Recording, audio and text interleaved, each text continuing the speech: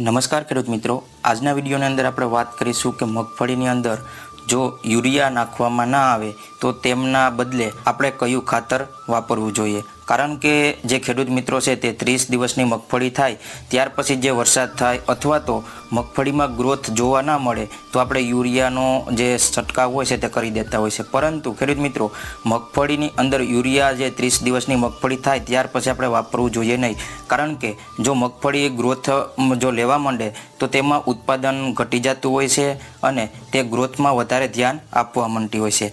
પરંતુ તેની જગ્યાએ જો આપણે યુરિયા ના આપવું હોય તો તેમની જગ્યાએ આપણે બીજું ખાતર આપી શકીએ અને તેના ખૂબ જ ફાયદા થશે। અમે તમને દરેક મુદ્દા ઉપર વાત કરીશું તો વિડીયો ધ્યાનથી સાંભળજો। કારણ કે જે અમે ખાતર બતાવવાના છીએ તે એટલું બધું મગફળીની અંદર આપણે રિઝલ્ટ આપશે કે તેમાં ઉત્પાદન પણ એક વધારે જોવા મળશે। મગફળી જો પીળી પડતી હોય તો તેમાં પણ કામ આપશે। સાથે સાથે જો વરસાદ અત્યારે ખૂબ જ પડી ગયો છે, ઘણા વિસ્તારોની અંદર જે વિસ્તાર છે ખાસ કરીને તેમાં ખૂબ જ વરસાદ જોવા મળ્યો છે, તો આપણે વરસાદ પછી પણ જો આ ખાતર નાખીએ તો તેમાં નવી નવી ફૂટ પણ જોવા મળતી હોય છે અને ઘણા બધા ફાયદા જોવા મળશે। તે અમે પણ મુદ્દા ઉપર જાણકારી આપીશું। તો વિડીયોના અંત સુધી બન્યા રહેજો અને અમારા ચેનલની અંદર તમે નવા આવ્યા હોય તો ચેનલને પણ સબસ્ક્રાઇબ કરી રાખજો। ચેનલને સબસ્ક્રાઇબ કરવા માટે વિડીયોની નીચે લાલ કલરનું બટન છે તેને દબાવજો, જેથી કરીને અમારા ચેનલની અંદર તમે જોડાઈ જાઓ। તો ખેડૂત મિત્રો, ચાલો વિડીયો જોઈએ।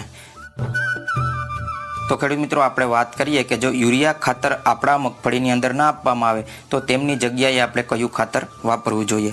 તો વાત કરીએ સરદાર એમોનિયમ સલ્ફેટ GSFC એટલે કે AS, જે દરેક ગુજરાતની અંદર આ ખાતર મળતું હોય છે, જે સરદાર બ્રાન્ડ તરફથી આપણે મળતું હોય છે। તો જે એમોનિયમ સલ્ફેટ ખાતર છે તે આપણે મોરસિયું ખાતર પણ ઘણા ખેડૂત મિત્રો વધારે પૂરતા કહેતા હોય છે, કારણ કે મોરસિયું ખાતર તરીકે વધારે આ જે છે પ્રચલિત છે। એટલે એમોનિયમ સલ્ફેટ જો ખાતર આપણે વાપરવામાં આવે તો તેની અંદર આપણે ડબલ પાવર મળતો હોય છે, એટલે કે તેમાં 2 તત્વો હોય છે।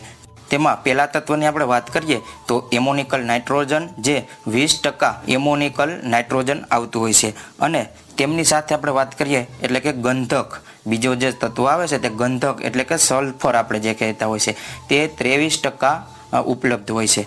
જો આપણે આ 2 તત્વો આપણે તેમાં મળે એમોનિયમ સલ્ફેટ ખાતરની અંદર તો ખાસ કરીને આપણે મગફળી ખૂબ જ સારી જોવા મળતી હોય છે, કારણ કે જે તેલેબિયન પાક હોય તેની અંદર સલ્ફરની ખૂબ જ જરૂર પડતી હોય છે। તો જો આની અંદર 23% સલ્ફર છે, તેથી આપણે મગફળી પણ એક સારામાં સારી જોવા મળશે। અને ફાયદાની જો વાત કરવામાં આવે કે આ ખાતર આપણે આપીએ તો તેમાં ફાયદા શું જોવા મળતા હોય છે, તો કે એમોનિકલ નાઇટ્રોજન હવામાં ઉડતું નથી। જે આપણે યુરિયા ખાતર આપણે આપીએ તો પૂરેપૂરું